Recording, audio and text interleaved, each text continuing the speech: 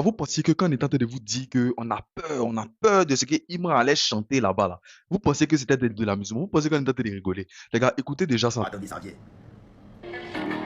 Hier, jouer ballon. C'est pour la canne. Poussi. Ouah, ouah. Hier, une fois. Hier, but. Éléphant. Jouer ballon. Hier, hier. Avec la tête, but. Typé, c'est chaque. C'est ballon qu'on joue. Poussi. But. Pourquoi c'est pas jouer ballon? Ouah, ouah. Nabo, mais.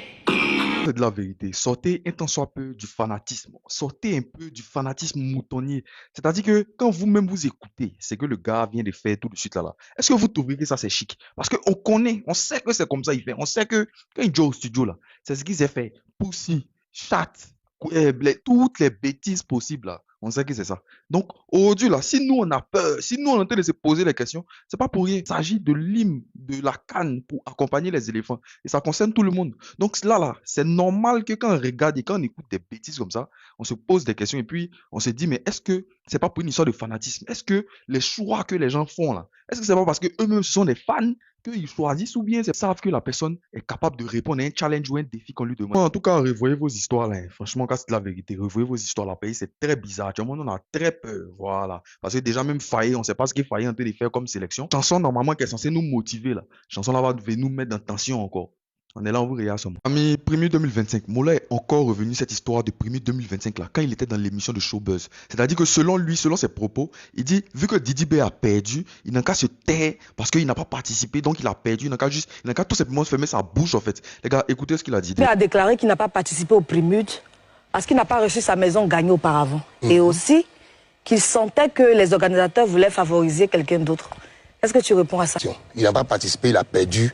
Et je lui ai dit qu'on perd, on assume, on se tait. Parce que quand tu as gagné tout ton truc, c'est mon petit, j'ai vu grandir dans la musique. Et ça n'a pas créé d'impact. Il a voulu faire un poste. Je parle sur le truc de Diba. Je lui ai dit non, c'est pas nécessaire. Pour la famille, moi je trouve que ce que Mola est venu dire dans l'émission là, c'est pas sage, on a qu'à se dire la vérité. C'est comme si son intention est de venir jeter Didi B à la verdict populaire. En gros, il est venu mettre soit Didi B. Moi, j'arrive pas à comprendre. On sait très bien que toi, Mola, tu dis ici tous les jours que affaire de vote de Primud là, toi tu n'as rien à voir avec ça. Et que toi tu es juste simplement le président organisateur. Sinon, par rapport au choix et tout, tu n'interviens pas. Quoi, quand des artistes viennent se plaindre de l'organisation, toi tu te sens automatiquement visé. De la même manière, tu dis que tu n'as rien à voir avec tout ça là. C'est de cette même manière, tout le monde sait que tu n'as rien à voir avec tout ça. Mais il y a des choses à dire, il y a des revendications également à dire. Et ça, tu les prends pour toi-même, tu les prends à chaque fois personnellement. En tout cas, c'est de la vérité, c'est mal fait, c'est vraiment mal fait. Le but même de ce que tu es en train de dire là, c'est pour venir mettre soit à Didi B. Et en plus de ça, tu rajoutes en disant que il est venu te demander pardon en DM et que c'est ce que toi tu retiens.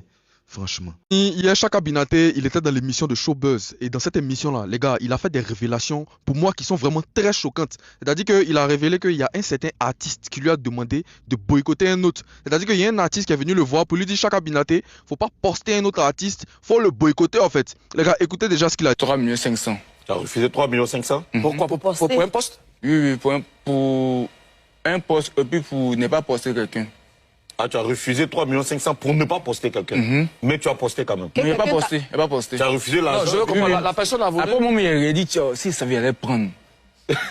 Alors, si ça vient prendre, puis il pense pas, il a fini, qu'est-ce qui s'est passé? Parce que vous-même, vous savez qu'il y a un dicton qui dit, il n'y a pas plus aveugle que celui qui refuse de voir. Il n'y a pas plus bête que celui-même qui refuse de réfléchir. Dans ces 2 dernières années, c'est-à-dire, on sait très bien qui a été boycotté par les médias. On sait très bien que c'est Didi B qui a été boycotté par plein de médias. On a vu ici certains médias qui ont pris c'est-à-dire ces images pour faire des modifications, des Photoshop, pour le boycotter tout simplement. Et au fur et à mesure, quand on réfléchit, tu colles les morceaux, je pense que tu sais très bien qui a fait ça.